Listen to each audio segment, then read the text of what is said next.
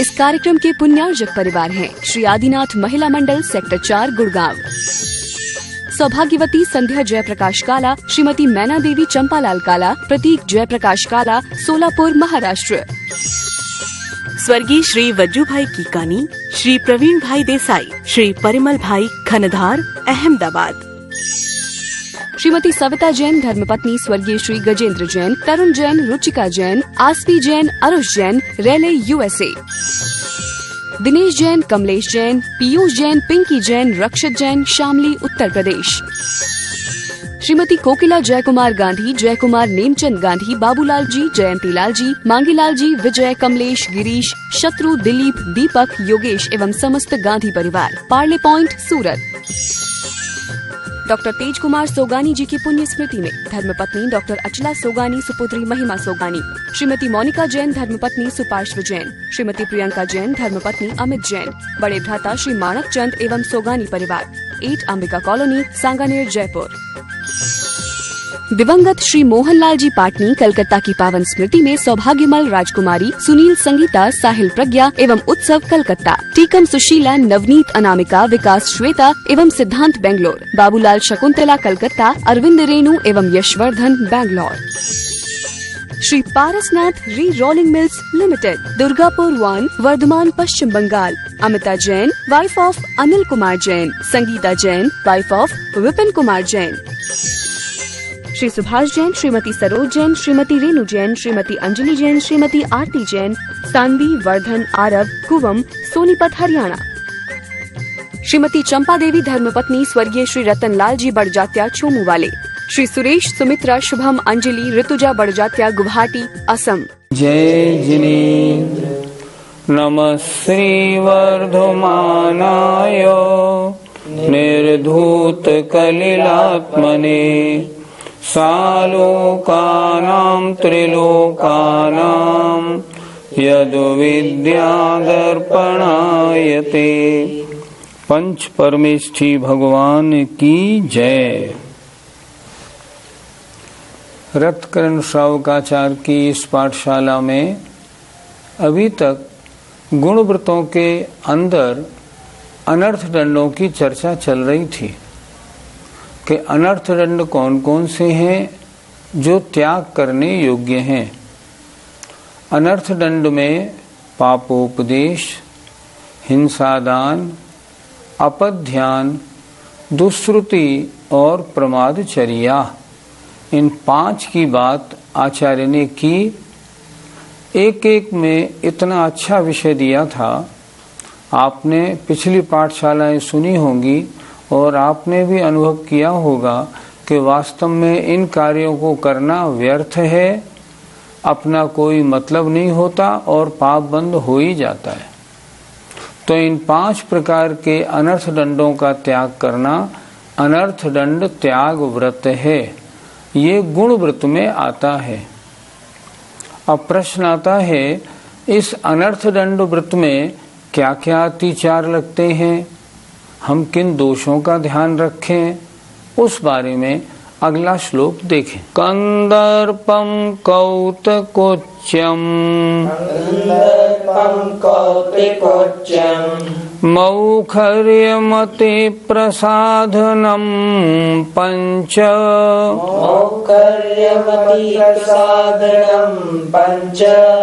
असमीक्ष्य चाधिकरणम् व्यतीतयोनर्थदण्डकृद्विरतेः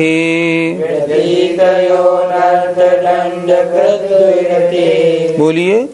कंदर्पम कौतकोच्यम मौखर्यमते प्रसादनम पंच असमीक्ष्य चाधिकरणम व्यतीतयोनर्थदण्डकृद्विरतेः। 5 अतिचार कौन कौन से हैं जो इस श्लोक में कहे हैं, उनको बता रहे हैं। पहला कंदर्पम अर्थात अशिष्ट वचन बोलना, भद्दे वचन बोलना। दूसरा कौतकुच्यम अर्थात शरीर की कुचेष्टा करते हुए भंड वचन बोलना। तीसरा मौखर्यम अर्थात अधिक बोलना, आवश्यकता से ज्यादा बोलना। चौथा अति प्रसाधनम, आवश्यकता से अधिक वस्तुओं का संग्रह करना। और पांचवा असमीक्षाधिकरणम अर्थात बिना मतलब के बहुत कार्य करना, मतलब नहीं है फिर भी करना। इस तरह अनर्थ दंड कृतवृत्ते ही अनर्थ दंड व्रत के व्यतीतयो हो, ये 5 अतिचार हैं। व्यतीतयो अतिचार हैं। पंच माने 5। तत्वार सूत्र में भी आचार्य उमा स्वामी महाराज ने लिखा, कंदर्प कौतकुच्छ मौखरिया समीक्षाधिकरणोपभोग परिभोगा नर्थक्यानि। उमा स्वामी महाराज ने जो लिखा समर्थभद्र महाराज वो ही लिख रहे हैं। पंडित जी, हमें कंदर्प से क्या समझना चाहिए? कंदर्प से तात्पर्य है अशिष्ट वचन, भद्दे वचन, किसी को गाली आदि देना। बहुत लोगों की आदत होती है कि वो सेंटेंस बोलते हैं, एक आध गाली एक आध अश्लील शब्द उसमें आता ही आता है। इस तरह जो बोला जाता है उसे हम कहते हैं कंदर्प, और ये बिल्कुल नहीं होना चाहिए। ये तो लोक में भी अशिष्ट माना जाता है और पापकारी भी है। कंदर्प माने गाली आदि भद्दे वचनों का बोलना। पंडित जी, कौतकुच्छ से क्या तात्पर्य है? भद्दे वचन बोलना पर उसके साथ में शरीर से कुचेष्टा भी करना। जैसे मान लो कोई व्यक्ति टेढ़ा चलता है तो टेढ़े चलते हुए दिखाते हुए उसके साथ भद्दे वचन बोलना, इशारा करते हुए बोलना, उसकी नकल करते हुए बोलना। कोई हकलाता है तो हकला के बोलना, इसका मतलब इसे कहते हैं कौतकुच्छ। पंडित जी, मौखर्य से हमें क्या समझना चाहिए? मौखर्य का मतलब होता है जहाँ बोलने की जरूरत नहीं है वहाँ भी बोले चले जाना, मने करने पर भी बोलना। लोग कहते हैं ना, उसके पास बैठोगे तो कान खा जाएगा, अर्थात बोले चला जाएगा। तो अनावश्यक बहुत बकवास करना, इसका नाम मौखर्य है। ये भी अनावश्यक है, इसलिए अनर्थ दंड है। अगर करेंगे तो अनर्थ दंड व्रत में अतिचार लगता है। पंडित जी, असमीक्षाधिकरण क्या होता है? हमारे पास हमने कुछ सामग्री का अपना परिमाण कर लिया है। उस सामग्री में कुछ सामग्री वर्षों हो गए कभी काम ही नहीं आई। अब जब काम नहीं आई तो फिर उसको रखने का क्या फायदा? तो इसका मतलब होता है जो अनावश्यक परिग्रह है उसका भी संग्रह किए रहना। होना क्या चाहिए, जो वस्तु काम में नहीं आई उस वस्तु को अपने भोग परिमाण में से कम कर दें कि नहीं इतनी वस्तु कम कर लो। मान लो मैंने 4 टोपियां रखी हैं, अब 2 ही टोपी काम में आती है, 2 टोपी काम ही नहीं आ रही है 3-4 साल से, तो 4 टोपी का नियम क्यों लेना? तो अगर अधिक वस्तुओं के संग्रह का नियम लिया जाता है वो भी दोष है। लालसा अधिक क्यों करनी? कुछ लोगों का शौक होता है, शादियों की पत्रिकाएं आती हैं उन्हें इकट्ठे करते चले जाते हैं। मैंने ऐसे लोगों को देखा है जिनके पास पिछले 20-20 साल की तमाम शादियों की पत्रिकाएं रखी हुई हैं। क्यों रखी हैं? रखेंगे दोष लगेगा, जीप पड़ेंगे, दीमक लगेगी, क्या फायदा? बहुतों को पत्रिकाएं इकट्ठी करने का शौक होता है, कमरे के कमरे भरे हैं। मैं एक सज्जन के यहाँ गया, उनके यहाँ मैंने देखा पाउडर के, सूखे मंजन के डिब्बे या उनकी बोतलें सैकड़ों रखी हुई थी। एक कमरे में आधा कमरा भरा हुआ था। मैंने कहा था ये क्या करते हैं? बोले मैं इनको फेंकने का मन नहीं करता। ये सब गलत है, बिल्कुल ऐसा नहीं होना चाहिए। पंडित जी, अति प्रसाधन से क्या लेना चाहिए? व्यर्थ की वस्तुओं का संग्रह करना। जो वस्तु हमारे काम में नहीं आ रही हैं उनको भी हम इकट्ठा करने का शौक रखें। जैसे हमने किन्हीं सज्जन को देखा, उनके पास पिछले 25 साल की शादी की पत्रिकाएं रखी हुई हैं। हमने ऐसे लोगों को देखा जिनके पास 20 वर्षों के अखबारों के ढेर लगे हुए हैं। किन्हीं के पास तो पाउडर, सूखा मंजन आदि के डिब्बे डिब्बियों के ढेर लगे रहते हैं। क्यों लगे रहते हैं? इन सब में अगर ये पड़े रहेंगे ना तो इनके आश्रय से जीवों की उत्पत्ति होती है और पाप लगता है। इसलिए अनावश्यक बहुत सामग्री इकट्ठी करना ये अति प्रसाधन नामों का अतिचार है। पंडित जी, हमें असमीक्षाधिकरण से क्या समझना चाहिए? असमीक्षाधिकरण अर्थात आवश्यकता से अधिक बिना मतलब के कार्य करना। ये 3 प्रकार से होता है, मन संबंधी, वचन संबंधी और काय संबंधी। मन संबंधी असमीक्षाधिकरण बैठे बैठे बहुत सोचना, मेरे बच्चों का क्या होगा, मेरी बेटी का क्या होगा, उसकी शादी नहीं होगा तो क्या होगा, ये मन संबंधी असमीक्षाधिकरण है। किसी के अच्छा, किसी का बुरा, किसी की तरक्की, किसी को हार, किसी की जीत सोचना मन संबंधी असमीक्षाधिकरण है। वचन संबंधी असमीक्षाधिकरण अर्थात बिना मतलब के सिनेमा के गानों को गुनगुनाना, बैठे बैठे ही अपने होठ चला के किसी के लिए अपशब्द आदि बोलना, बैठे बैठे शेरो शायरी एकांत में करते रहना, इसका नाम वचन से असमीक्षाधिकरण है। और काय से असमीक्षाधिकरण, काय से बहुत सारी क्रियाएं ऐसा करना जैसे चलना फिरना, घूमना, उठाना रखना वस्तुओं का, ऐसी क्रियाओं को करना जो न की जाती तो भी ठीक रहता। कायदे से मन वचन काय की कोई भी क्रिया की जाती है तो वो आश्रम में कारण होती है। तो ज्ञानी क्या सोचते हैं कि मन वचन काय से कम क्रिया करें, और जो बिना सोचे समझे ज्यादा क्रिया करते हैं उनके असमीक्षाधिकरण नाम का दोष लगता है।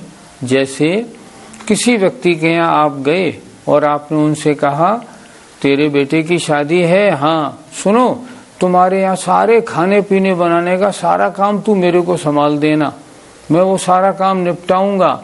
अनावश्यक कार्य आपने क्यों ले लिया अपने ऊपर? उस कार्य के करने में कितना पाप लगेगा। इसलिए मन वचन काय से आवश्यकता से अधिक कार्य करना असमीक्षाधिकरण है। उतना सोचें, उतना बोलें, उतना करें जितना आवश्यक हो। इस प्रकार दूसरा जो गुणव्रत था अनर्थ दंड व्रत, उसमें क्या क्या दोष लगते हैं उनकी चर्चा पूरी हुई। आइए अब जो तीसरा गुणव्रत है भोगो भोग परमाण व्रत, अब इसकी बात करते हैं। अक्षार्थानां परिसंख्यानम्, अक्षतानां परिसंख्यानम्, भोगोपभोग परिमाणम्, भोगोपभोग परिमाणम्, अर्थवतामप्यवधौ, अर्थवतामप्यवधौ, रागरतीनां तनूकृतये, रागरतीनां तनूकृतये। बोलिए, अक्षार्थानां परिसंख्यानम्, भोगोपभोग परिमाणम्, अर्थवतामप्यवधौ,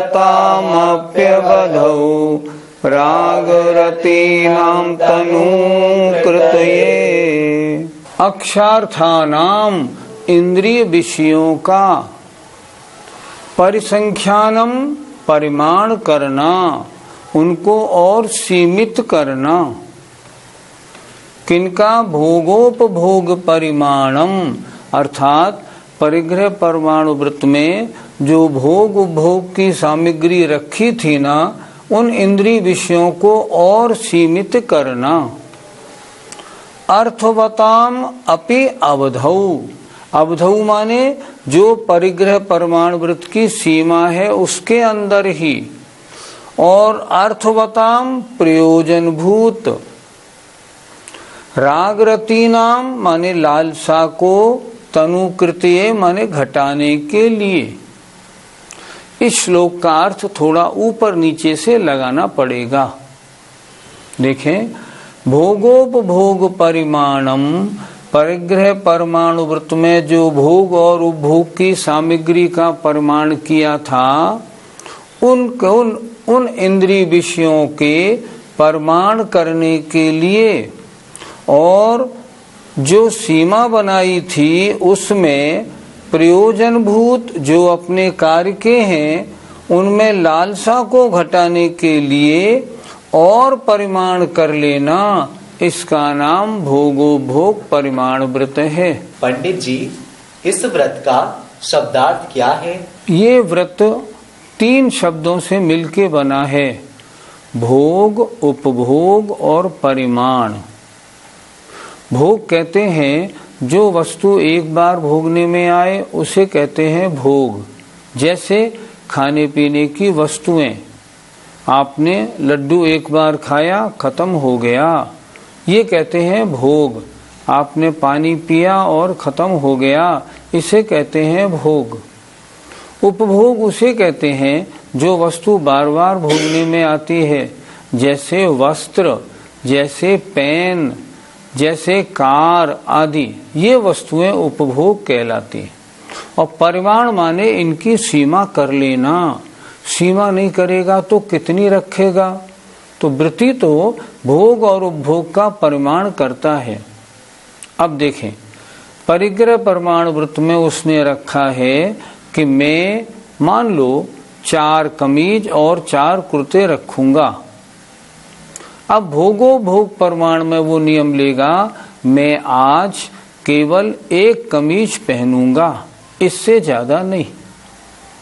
वो परिग्रह परिमाण व्रत में उसने नियम लिया है, मैं 3 कार रखूंगा। भोगो भोग परिमाण व्रत में वो नियम लेगा, आज मैं 1 ही कार की सवारी करूंगा और दूसरे तीसरे की नहीं करूंगा। इस तरह भोग और उपभोग की जो सीमा परिग्रह परिमाण व्रत में बनाई थी, उस परिग्रह परिमाण व्रत की सीमा में भी आज दिन भर के लिए ऐसा नियम बना लेना, भोग उपभोग की सीमा बना लेना, इसका नाम भोगोभोग परिमाण व्रत है। ये वृत्ति क्या करता है?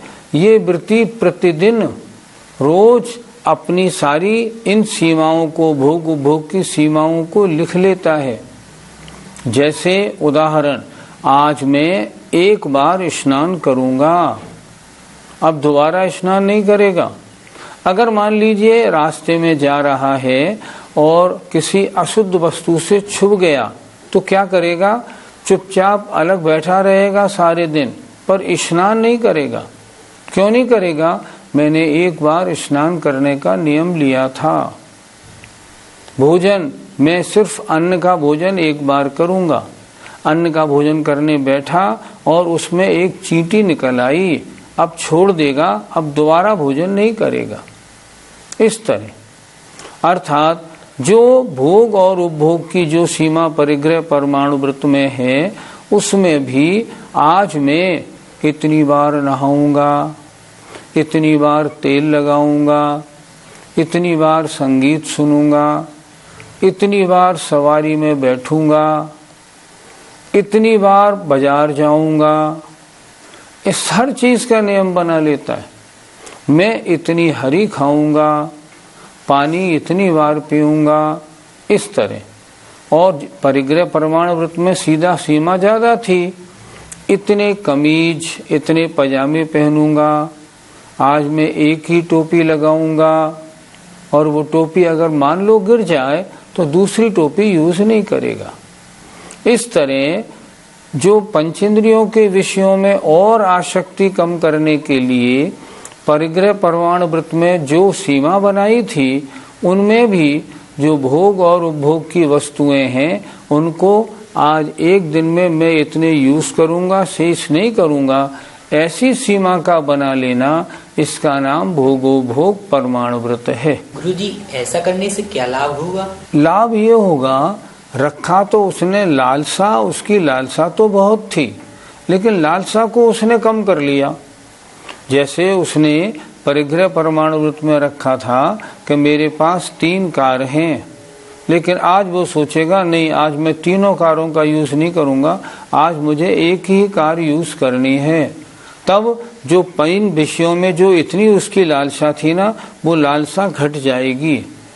उसने मान लो आज ये नियम ले लिया, मैं आज केवल फिएट गाड़ी में बैठूंगा, और इत्तेफाक की बात फिएट गाड़ी उस दिन खराब हो गई, अब वो गाड़ियों में नहीं बैठेगा, अन्य गाड़ियों की सवारी नहीं करेगा। देखो, जितना इच्छाओं का रोकना होता है उसी का नाम तप है, और अपनी आत्मा की इच्छाओं को रोकना, कंट्रोल करना, इसी का नाम तो व्रत है। और जब कोई चीज सामने आ जाए फिर भी उसे यूज नहीं करे तब उसका विशेष पुण्य होता है। इसलिए भोगो भोग प्रमाण व्रत में अपनी विषयों की लालसा कम करने के लिए इस प्रकार के व्रत लिए जाते हैं। उसको प्रतिदिन 17 चीजों का नियम लेना होता है। वैसे तो आचार्य स्वयं अगले श्लोक में, जो श्लोक अगली पाठशाला में आएगा, उसमें उन 17 चीजों का नाम बताएंगे, लेकिन थोड़ा इशारे से समझ लें। जैसे इतनी बार नहाऊंगा, इतनी बार तेल लगाऊंगा, इतनी बार खाऊंगा, इतनी बार पीऊंगा, इतनी बार सवारी करूंगा, इन सब चीजों का उसको नियम लेना होता है। तो प्रतिदिन 17 चीजें होंगी उसकी कॉपी में लिखी हुई, 17 चीजों का प्रतिदिन वो नियम करेगा कि मेरी जो भोग और उपभोग की सामग्री जो मेरी सीमा में है, उस सीमा में भी आज सबका उपभोग न करके आज मैं मात्र इतने का भोग उपभोग करूंगा, शेष का त्याग करता हूँ।